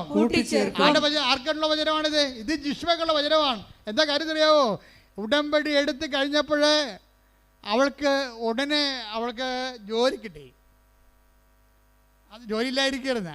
അമ്മ ജോലി കൊടുത്തു, ഗവൺമെൻറ് ജോലി കൊടുത്തു. അപ്പോൾ തന്നെ പിടിച്ചു നിൽക്കാനുള്ള ഒരു തറയായി. പിന്നെ ഒരു കൊല്ലം കഴിഞ്ഞപ്പോൾ കേസ് തീർന്നപ്പോൾ എന്നാ പറ്റി?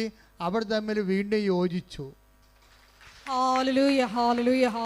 അതെന്തിൻ്റെ പ്രകാരമാണ്? അത് ഈ ജെറമ്യ 29:14.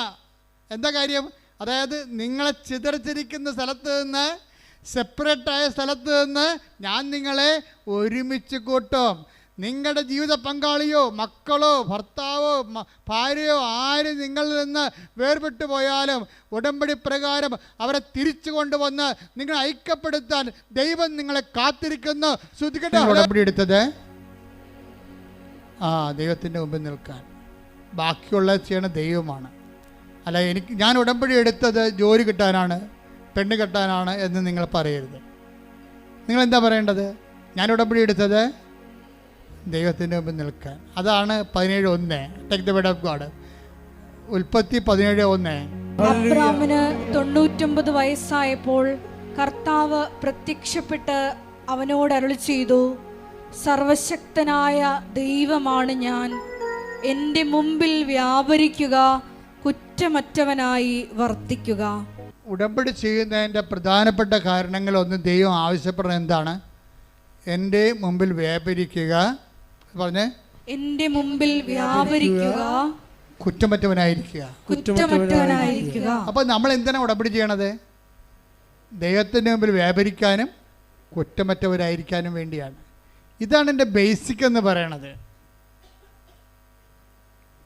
ഉടമ്പടി എടുത്തു കഴിഞ്ഞാൽ നമ്മൾ ദൈവതിരുസന്നിധിയിൽ ദൈവദൃഷ്ടിയിൽ കുറ്റമറ്റവരായി അത് പ്രോസസ്സാണ്.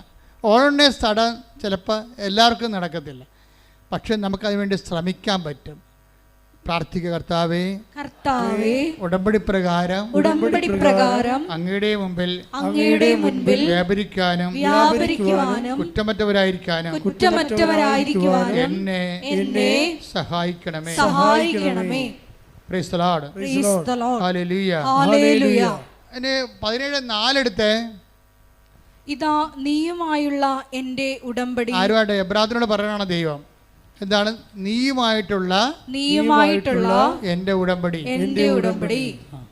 അപ്പോൾ 17:4 അനുസരിച്ചിട്ടാണ് ദൈവം 17:1 പറയണത്. എന്തിനാണ്? ഉടമ്പടിക്ക് മുമ്പ് തന്നെ ദൈവം പറയും, ഞാൻ നീയോട് ഉടമ്പടി ചെയ്യാൻ പോവുകയാണ്. ഇതിൻ്റെ പ്രഥമമായ ഉദ്ദേശം എന്താണ്? 17:4 17:4 ഞാൻ നീയുമായിട്ടൊരു ഉടമ്പടി ചെയ്യാൻ പോകുന്നു. എന്തിനാണ് ചെയ്യണത്? 17:1 ഉൽപ്പത്തി പുസ്തകം എന്താ പറയണത്? നീ എൻ്റെ മുമ്പാകെ വ്യാപരിക്കണം, കുറ്റമറ്റവനായിരിക്കണം. എവിടെ ഇട്ടില്ലേ? അപ്പോൾ ഉടമ്പടിയുടെ പ്രഥമ ഉദ്ദേശം IELTS പാസ്സാകാനും OET പാസ്സാകാനും അല്ല. പ്രഥമ ഉദ്ദേശം എന്താണ്? PR കിട്ടാനല്ല, PR കിട്ടാനാ. പ്രഥമ ഉദ്ദേശം എന്ന് പറയണത് ദൈവത്തിൻ്റെ മുമ്പാകെ വ്യാപരിക്കാൻ. അതിനുവേണ്ടി നമ്മൾ രോഗികളെ പോയി കാണും, അവൻ പറയണ പോലെ ചെയ്യും, വസ്ത്രമില്ലാത്തവർക്ക് വസ്ത്രം കൊടുക്കും, സമാധാനത്തോടെ ജീവിക്കും. ആളുടെ കഴുത്തിലും കയറാൻ പോകത്തില്ല. കഴുത്തിൽ കയറുന്നവരെ നമ്മളെ നല്ല ഉപദേശം കൊടുത്തിട്ട് കർത്താവിൻ്റെ വചനത്തേക്ക് നയിക്കും. അങ്ങനെ നമ്മൾ സൽപ്രവൃത്തി ചെയ്തുകൊണ്ട് കർത്താവിൻ്റെ മുമ്പാകെ വ്യാപരിക്കും. കൈയടിച്ച് ശ്രദ്ധിക്കട്ടെ.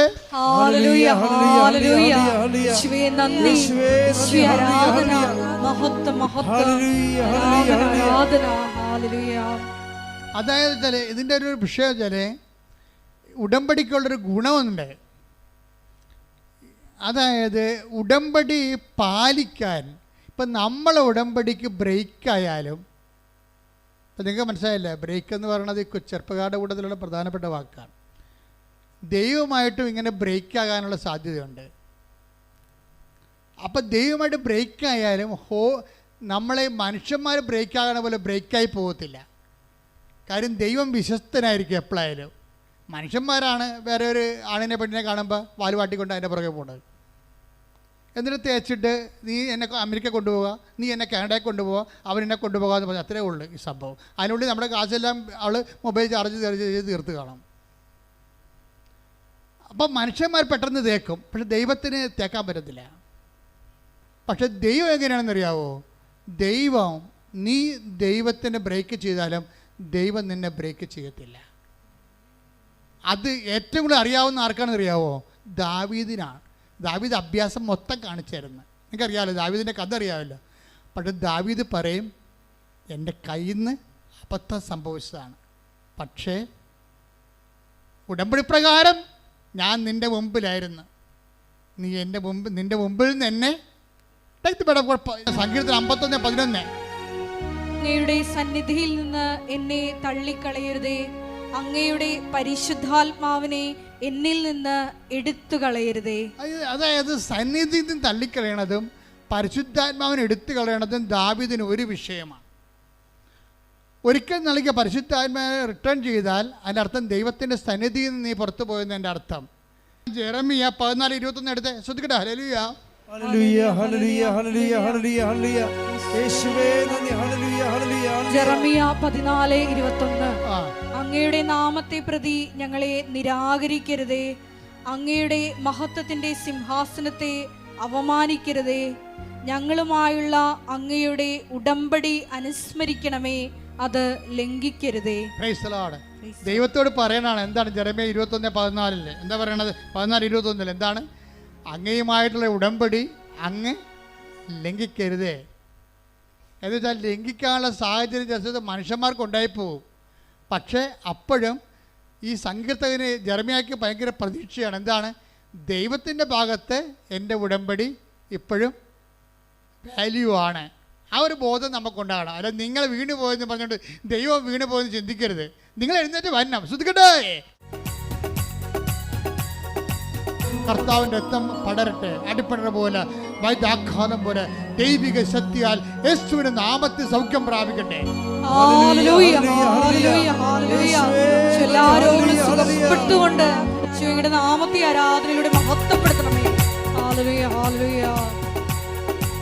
പ്രാണപ്രിയ, പ്രാണപ്രിയ, ചങ്കിലെ ചോര നിന്നെ വീണ്ടെടുത്തവനേ,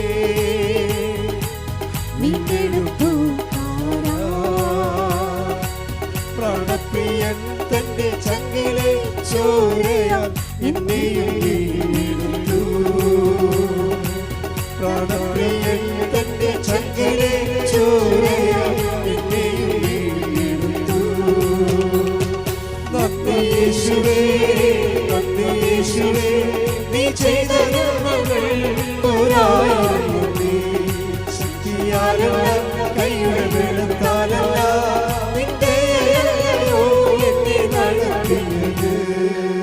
പരിശുദ്ധ പരമ ദിവ്യകാരുണ്യത്തിന് ആരാധനയും സ്തുതിയും പുകഴ്ചയും ഉണ്ടായിരിക്കട്ടെ. പരിശുദ്ധ പരമ ദിവ്യകാരുണ്യത്തിന് ആരാധനയും സ്തുതിയും പുകഴ്ചയും ഉണ്ടായിരിക്കട്ടെ. ശരീരം മുഴുവൻ കുരുക്കൾ വരികയും മുതുകത്തോളം 4-5 കുരുക്കുകൾ പഴുത്തു നിൽക്കുകയും ചെയ്യുന്ന വ്യക്തിയെ കർത്താവ് സ്പർശിച്ച് സൗഖ്യപ്പെടുത്തിക്കൊണ്ടിരിക്കുന്ന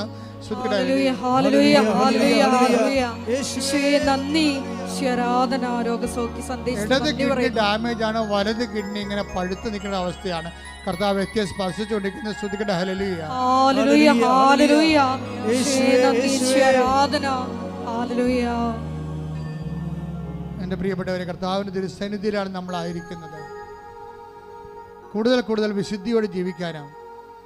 ഓരോ ദിവസം കഴിയും തോറും നീ സുവിശേഷത്തിൻ്റെ വലിയ ബൃഹത്തായ ദൈവസ്നേഹത്തിൻ്റെ വക്താവാകാൻ വേണ്ടി പ്രാർത്ഥിക്കണം.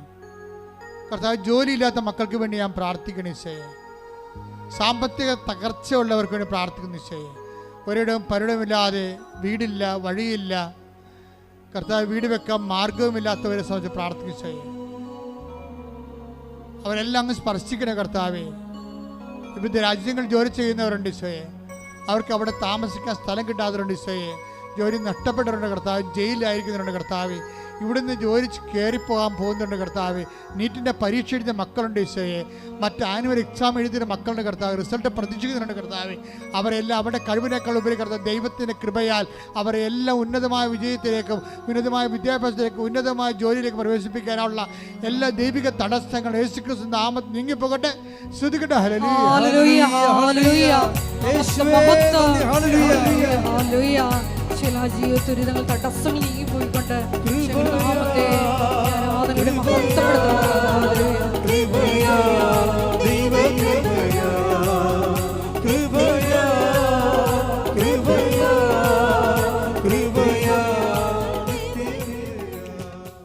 എൻ്റെ മക്കളെ, ജപ്തി നടപടി നേരിടുന്നവരെ മക്കളെ ഓർത്ത് ദുഃഖിക്കുകയും അവർക്ക് ജോലിയില്ല, അവർക്ക് വേറെ ബന്ധങ്ങളിൽ പെട്ടുപോയി, കുടുംബത്തിൽ കയറുന്നില്ല, വിളിച്ചിട്ട് എടുക്കണില്ല, അവർക്ക് ഡിപ്രഷനാണ്, അങ്ങനെയൊക്കെയുള്ള മക്കളെ ഓർത്ത് വേദനിക്കുന്ന മാതാപിതാക്കന്മാരെ ഓർത്ത് പ്രാർത്ഥിക്കുന്ന സമയമാണിത്. അതുപോലെ ലഹരി പദാർത്ഥങ്ങൾ അടിപ്പെട്ടു പോയ ഭർത്താക്കന്മാരുണ്ട്, അപ്പന്മാരുണ്ട്, അവരെല്ലാം ഓർത്ത് പ്രാർത്ഥിക്കുന്ന സമയമാണിത്. അടഞ്ഞുപോയ കെട്ടിടങ്ങൾ, വാടക പോയിട്ട് പണം കൊടുത്തിട്ട് തിരികെ കിട്ടാത്തവർ, വാടക കൊടുത്ത് കെട്ടിടങ്ങൾ ഒഴിപ്പിക്കാൻ പറ്റാതിരിക്കുന്നവർ, വീടുകൾ കെട്ടിയിട്ടിട്ട് അത് വിൽക്കാൻ പറ്റാതിരിക്കുന്നവർ, വാടക കൊടുക്കാൻ പറ്റാതിരിക്കുന്നവർ, തർക്കപ്പുരയിടങ്ങൾ എല്ലാം സമർപ്പിച്ച് പ്രാർത്ഥിക്കുന്നു. രേഖകൾ, സർട്ടിഫിക്കറ്റുകൾ കിട്ടാത്തവർ, കളഞ്ഞു പോയവർ എത്രയും വേഗം രക്ഷപ്പെടാൻ വേണ്ടി ഇടിമുഴക്കാൻ പോലെ സ്തുതിക്കട്ടെ. Hallelujah, hallelujah, hallelujah. ആരാധന, മഹത്വം, മഹത്വം, ആരാധന, ആരാധന. ഹല്ലേലൂയ. യേശുവേ നന്ദി, യേശുവേ ആരാധന.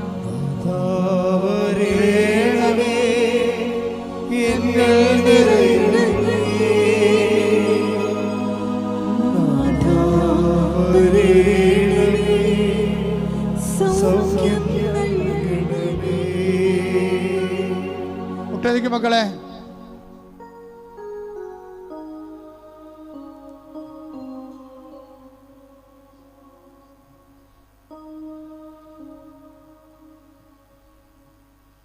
മൗനമായി പ്രാർത്ഥിക്കട്ടെ. സമാപന ആശീർവാദമാണ്. ഒരിക്കൽ കൂടി മരിയൻ ഉടമ്പടിയിൽ സമർപ്പിച്ചിരിക്കുന്ന എല്ലാ വിഷയങ്ങളും, നമ്മുടെ ജീവിതത്തിൽ ഇപ്പം നൊമ്പരപ്പെടുത്തുന്ന വിഷയങ്ങളും ദൈവമാതാവിൻ്റെ മധ്യസ്ഥയിൽ ദിവ്യകാരുണ്യ സന്നിധിയിൽ സമർപ്പിച്ച് നമുക്കൊരു നിമിഷം പ്രാർത്ഥിക്കാം. ജെറമിയ 29:14 തിരുവചനത്തിൻ്റെ വലിയ വെളിപാടനുസരിച്ചുകൊണ്ട് നിങ്ങൾ എന്നെ കണ്ടെത്താൻ ഞാൻ ഇടയാക്കുമെന്നാണ് ഈശോ നമ്മളോട് പറഞ്ഞത്. ദാവീദിൻ്റെ പ്രാർത്ഥന പോലെ അങ്ങയുടെ സന്നിധിയിൽ നിന്ന് ഞങ്ങളെ തള്ളിക്കളയരുതേ, അങ്ങയുടെ പരിശുദ്ധാത്മാവിനെ ഞങ്ങളിൽ നിന്ന് തിരികെ എടുക്കരുതേ എന്ന പ്രാർത്ഥനയോടുകൂടി നമുക്ക് ശിരസ്സ് നമിച്ച് ദിവ്യകാരുണ്യനാഥൻ്റെ ആശീർവാദം സ്വീകരിക്കാം.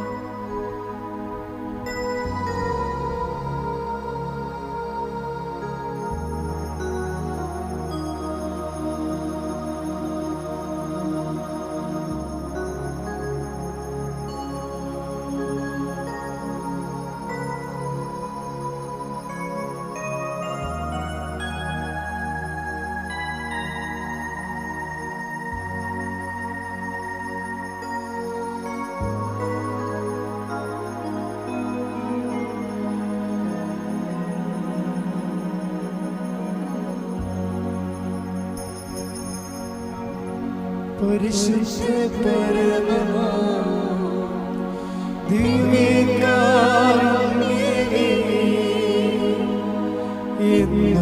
എന്നും അങ്ങേക്കാരാധന. പരിശുദ്ധ പരമമാ ദിവ്യകാരുണ്യമേ, എന്നും എന്നും അങ്ങേക്കാരാധന. പരിശുദ്ധ പരമമാ ദിവ്യകാരുണ്യമേ, എന്നും എന്നും അങ്ങേക്കാരാധന.